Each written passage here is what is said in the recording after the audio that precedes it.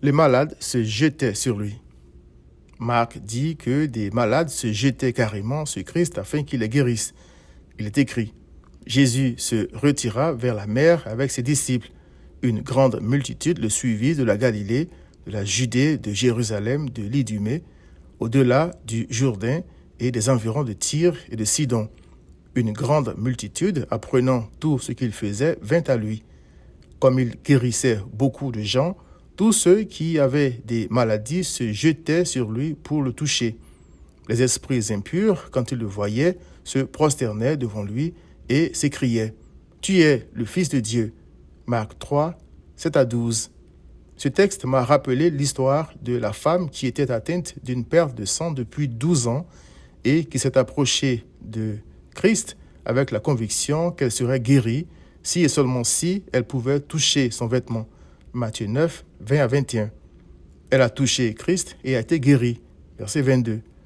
Je crois que ces pauvres gens se sont jetés sur Christ pour au moins 2 raisons. Premièrement, comme cette femme, ils avaient beaucoup souffert entre les mains de plusieurs médecins. Ils avaient dépensé tout leur argent sans éprouver aucun soulagement, mais allaient plutôt en empirant.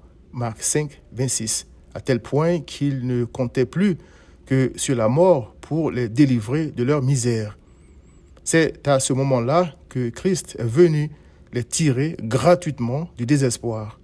Alors pourquoi ne pas se jeter sur lui, d'autant plus que sa guérison était gratuite et instantanée pour le corps et surtout permanente pour l'âme de ceux qui croyaient en lui. Deuxièmement, ils se sont jetés sur Christ parce qu'il se passait quelque chose d'extraordinaire. Ils voyaient les esprits impurs qui les terrorisaient se prosterner devant Christ. Marc 3, verset 11. Ça voulait dire qu'il était plus grand que le maître de ces démons, voire 1 Jean 4, verset 4. Pourquoi donc ne pas se jeter sur lui, d'autant plus que personne d'autre ne pouvait les délivrer de la main de Satan?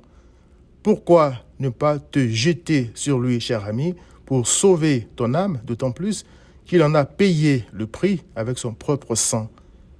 Viens à Christ.